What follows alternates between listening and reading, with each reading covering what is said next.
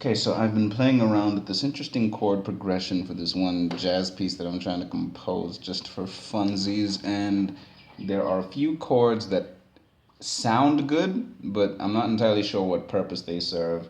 And I just thought I'd make a video to put up somewhere so anyone who does know could possibly get back to me. But essentially, I'm a bit of a music theory nerd, so every time something sounds good, I need to know why it does. Now, everything else is completely diatonic to C.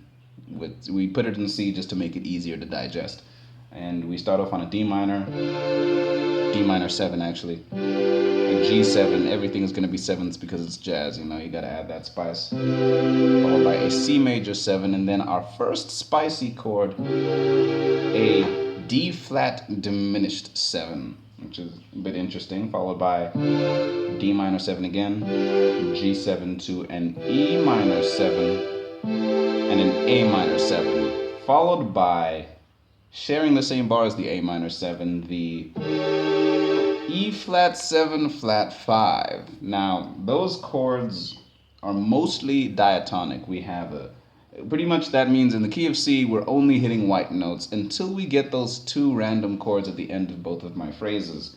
I think I said bar before, I meant to say phrases. And that is the D flat diminished and the E flat 7 flat 5. But they sound good in context.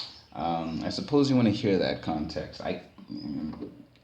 Disclaimer, I am not an excellent pianist, but here's just a rough idea of what the chord progression sounds like with me improvising on the minor blues scale. That is, what is that? That's a bass. Okay, we turn off the split, we add dual.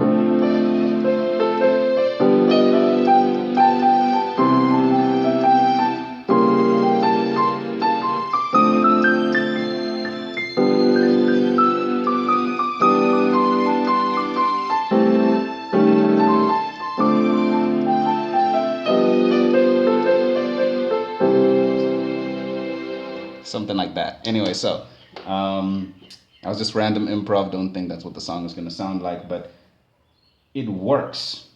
Those two chords, you heard them. There was the, this is one of them, followed by that weird guy. Now, in isolation, the E flat 7 flat 5, I think, or something like that, E flat, yeah, the E flat 7 flat 5 sounds weird in isolation, but in the context of everything else, especially as the sort of like auxiliary chord, if you can call it that, as you move on back to the D minor, it works, and I don't know why it works. So if anyone has any understanding of music theory and would like to enlighten me on why this chord progression sounds so good despite using two chords that are non-diatonic and serve no function that I can discern, then please let me know. And yes, thank you for watching.